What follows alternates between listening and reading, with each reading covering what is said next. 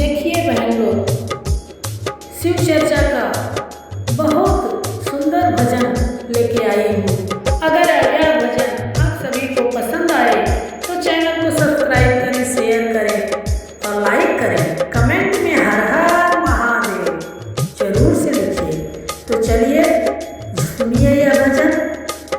गौरा के बउरवा दुल्हवा सबके दीवाना बनौले बा।